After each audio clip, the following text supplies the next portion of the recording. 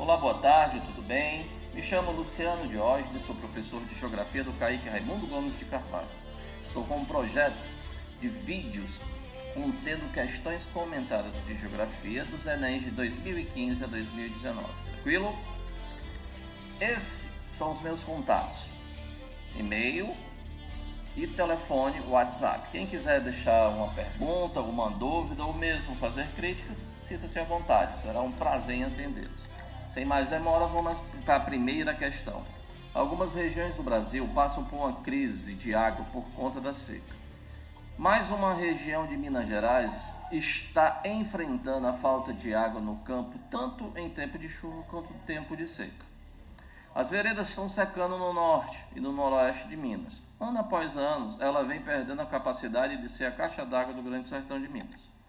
Vamos ver a pergunta. As veredas têm um papel fundamental no equilíbrio hidrológico dos cursos de água no ambiente do cerrado, pois, item A, colabora para a formação da vegetação xerófila. B, formam os leques aluviais nas planícies das bacias. C, fornecem subdouro para águas de recarga da bacia. D, contribui para o aprofundamento dos talvegues adjunçantes. E, constitui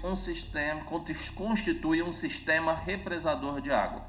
Primeiramente, ele está dando uma dica muito importante quando ele faz uma relação entre caixa d'água e a vereda. Lembre-se que a importância da caixa d'água é armazenar água, então a vereda também armazena água. Daria para responder a pergunta, mas vamos trabalhar os itens.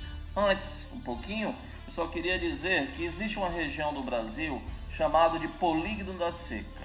Esse Polígono da Seca encontra as áreas do Brasil onde chove muito pouco, onde a formação de seca é grande. Basicamente do Nordeste e um pedacinho aqui de Minas Gerais no Norte, justamente da região das veredas. Seguindo, vamos lá. Vamos analisar a letra A.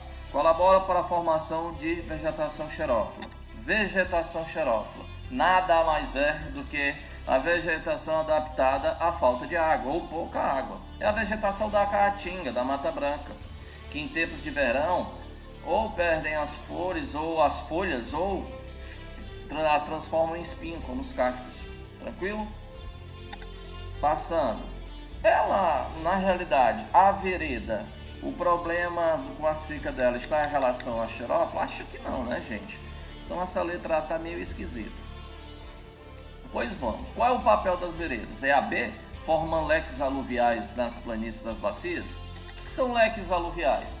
É essa formação. Nós temos duas vertentes, um curso d'água entre elas, que quando esse curso d'água encontra uma região mais ampla, ele acaba se larguecendo, fazendo que quando a água seca, deixa toda essa região úmida, toda essa região, digamos que fértil.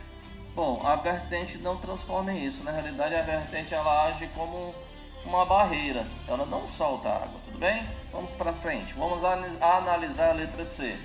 Fornecem sumidouros para as águas de recarga da bacia. Sumidouro, gente. Sumidouro, na realidade, pode ser uma falha, um buraco, qualquer coisa que a água entre e vá direto no subsolo. Claro, existem os poros do solo que absorvem a água, mas um sumidouro é com muito mais velocidade. Em suma, é um buraco. Tranquilo? Então, tem nada a ver com vereda. A vereda não é um buraco. Pelo contrário, a vereda vai segurar a água. Letra D. Contribui para o aprofundamento dos talvegues adjunçantes. Toda vez que você encontrar essa coisa chamada junçante, você vai lembrar o seguinte, que nada mais é do que uma direção. Junçante é a direção para onde o rio vai acabar, a direção de sua voz. Ao contrário da junçante, existe a montante. Montante, que é a região onde nasce o rio. Se você vai para um para outro, você vai pegar a região. E talvergue é a parte mais profunda do rio. O rio tem o seu leito principal e outras partes, mas a parte mais profunda é o talvegue. Então ele quer dizer aqui que o papel fundamental da vereda é aprofundar o rio à medida que ele chega na sua voz. Não tem nada a ver. Tranquilo? Letra E. Constitui um sistema represador de água na chapada. Opa, represador, caixa d'água, tem uma coisa já tocando uma com a outra. Vamos ver o seguinte. Veja aqui na vereda, gente, essa foto que eu tirei para vocês. Veja a principal formação vegetal da vereda, que são as palmeiras. As folhas dessas palmeiras e elas próprias, quando morrem, caem no chão, elas agem como uma gigantesca esponja. Essa esponja absorve a água e não deixa que ela penetre no solo, gerando como se fosse uma barreira, um lago artificial. No caso aqui natural, né? Um lago natural. Então essa vereda, ela é importante porque ela armazena água e, consequentemente, diante dessa informação, eu tenho toda a segurança de dizer que o item que responde à questão é o item constitui um sistema represador da água da Chapada. Tranquilo? Massa? Vamos à segunda pergunta. Veja o mapa, primeiramente no mapa, só que antes de tudo eu quero deixar algumas informações para vocês.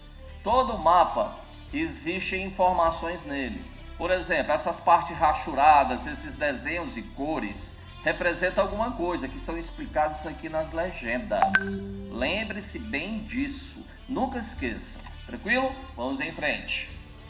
No mapa estão representados os biomas brasileiros que, em função de suas características físicas e do meio de ocupação do território, apresentam problemas ambientais distintos. Nesse sentido, o problema ambiental destacado no mapa indica: primeiramente, vamos ver que problema ambiental é esse. Mas vamos ver as opções. A. Desertificação das áreas afetadas.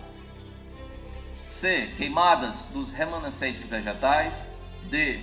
No caso, contaminação das águas subterrâneas. B. Poluição dos rios temporários. D. Desmatamento das matas ciliares. Primeira coisa, eu tenho que analisar o mapa.